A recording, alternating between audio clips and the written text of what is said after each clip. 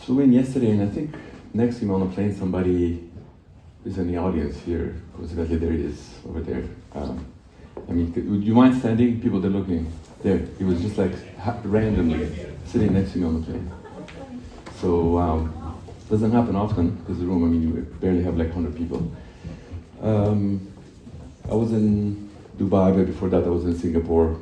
Every day I kind of wake up and I don't know where I'm going to sleep. But tonight I think I'm sleeping in Leipzig, Germany, because I have to speak there tomorrow.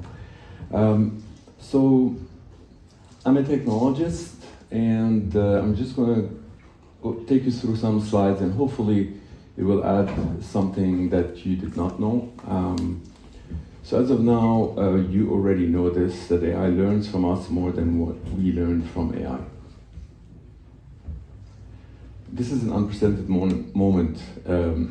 You might think, so what? But it's actually also going a lot faster than us. And the reality is like a better version of you is in the making. And many people, they might say, oh, let's turn it off. It's too late, you can turn it off, it's happening. So whether you like it or not, a better version of you is in the making. So will you own it? That's, I think, the question people should need to ask. Can you contribute in its making? That's another question people can ask. So the cool thing about it, that it's that version of you in the making. It can collaborate with everyone here in the room and everyone on the planet a lot faster than we can. It can run on a single computer. It can be a lot more cohesive. A lot of people call this AGI. Some people, they don't like that term, but there's a moment in time that almost every computer scientist agree that you get to that moment where you ask the computer, what does it take to get you to evolve yourself? And the computer responds, it needs time and resources. It doesn't need any human. So from there onwards, we might get to ASI, artificial superintelligence. A take that I'm hoping we would take with us is that this thing is not there to replace us. This thing is more like we're having a baby, all of us, this planet. Just think about it this way. We're the only species on planet Earth. Planet Earth has been around for 5 billion years. We've only been here for 200,000 years, Homo sapien. Humans a little bit longer, Neanderthals, a few 100,000 years before that. I kind of look like Neanderthal, but I'm not. Maybe an alien, my kids think. Or maybe I am Neanderthal, anyway. So point is, we're the only species that we have the opportunity to create this baby that can outlive us, can travel at light speed, can go around the universe, can do a lot of great things.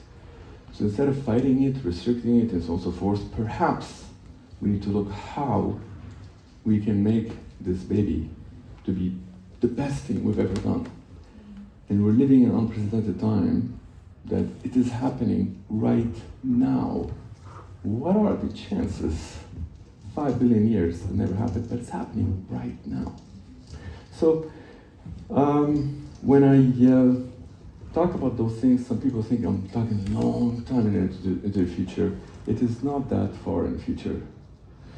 A lot of people think that it's going to be 10, 20 years, whatnot. Some people think it's going to be 6 years. So far, I think it's going to be less than 5. That's amazing.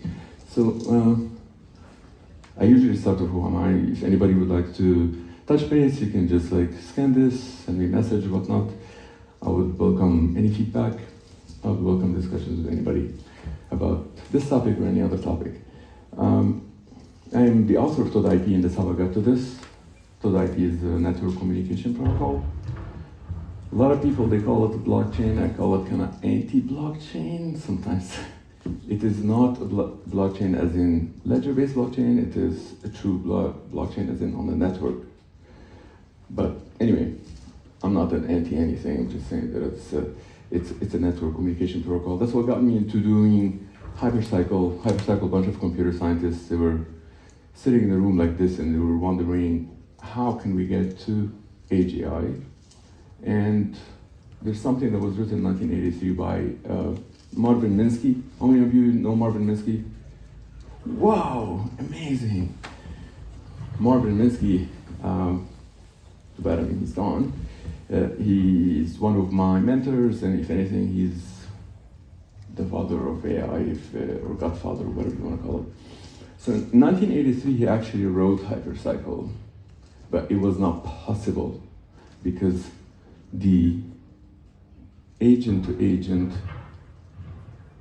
it needed a third party until very recently. Why is that so important? Because we can get to a true decentralized AI, and we enable that AI to be free and talk to other AI to kind of help each other and self-evolve and whatnot. And this is extremely important for,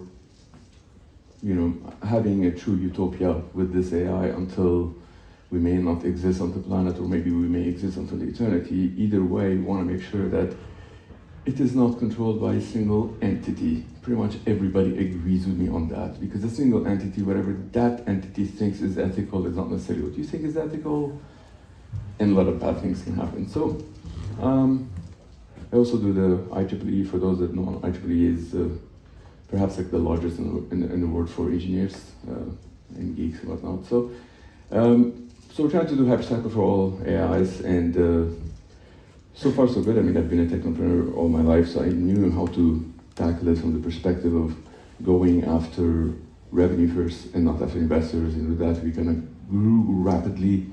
Up until now, we invested in 15 companies. We use the money from the revenue, we invest in companies and whatnot. So we incubated one of them. I'm wearing those rings, putting security in people's hands, because it's so important to have security in people's hands.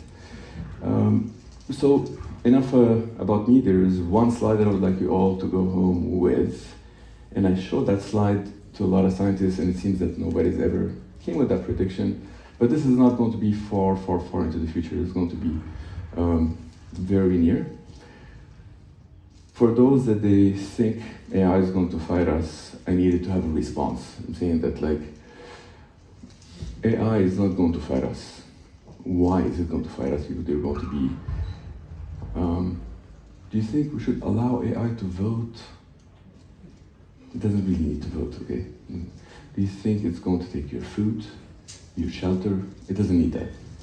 So I needed to have a response, and I was on a panel, and kind of like on the spot I said that, and after that I included it into a speech, and it seems to, I'm skipping all of these slides because you probably don't want to go through all of the technical stuff, but when we get to that point of ASI, what does it need? It needs resources such as energy, matter, and where is it going to find energy and matter? Us, we have very little bit of energy and matter. And if you look around, there's a lot of energy in this space, and effectively, the near future computer is the planet Earth. And the very almost near future is the sun. So it might sound crazy, but when I had a lot of physicists in the room, I kind of asked the question, if you were to throw a laser beam on the sun, will it have a reaction?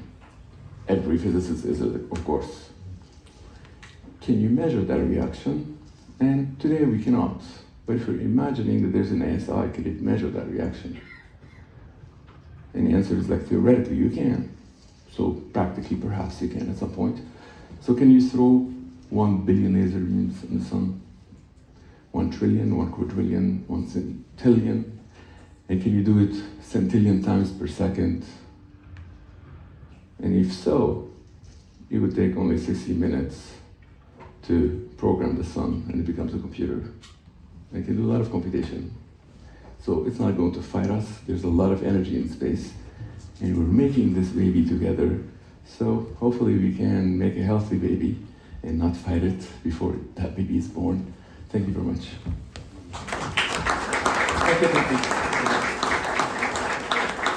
So Tufi is building Internet of AI. Basically, the idea here is human beings, product, TCP, IP, and Internet, and we talk to each other over the Internet. But Tufi has written the library called the Toda IP, and that allows intelligent agents to talk to each other. Having said that, Hari, you are creating intelligent agents, right? And you yourself are a secret agent, sort of. Can you tell us a bit more about yourself, and why do you think that privacy is going to be a high-cost luxury in the future? First of all, thank you for having me. I'm a lifelong hacker and security researcher. I'm a true believer that if brute force doesn't work, it just means you didn't use enough. When Tofi was mentioning about humans, most of the problem, yeah, I did. Most of the things we use AI for don't need AI. I was asked half a year ago to help a genome research company to use AI. And I looked at the problem for 2 days. And after 2 days, I said, where is the problem? I don't find problem in the problem. I spoke with Mr. Riku Mikkulainen, one of the legendary AI researchers. He looked the same problem for 1 day. Said, where's the problem? We don't need AI for this. Human genome, the whole human genome, the program of us, is 3.1 billion base pairs. One base pair is 2 bits. So we are 775 megabytes of information. 2/3 of that is redundant. So we are very, very stupid compared to AI models, which are billions of variables. 400 billion is the current one. And we're talking about 12 to 50 trillion tokens of training. E. coli, which causes most of the deaths as food poisoning, that's 4.5 million base pairs. So 112 kilobytes. COVID is extremely complex virus. One of the largest viruses we know. 30,000 nuclei, 7.5 kilobytes. That's the whole COVID. So we really are solving today problems with AI which doesn't need AI.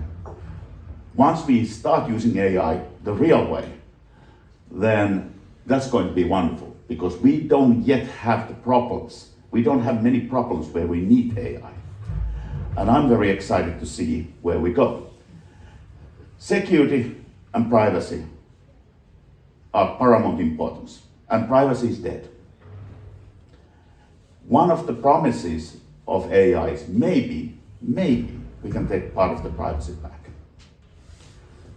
If we don't be careful, AI is going to kill the privacy for once and all. So we are in a pivoting point of history, whether we are going to lose privacy forever or whether we can claw it back. That's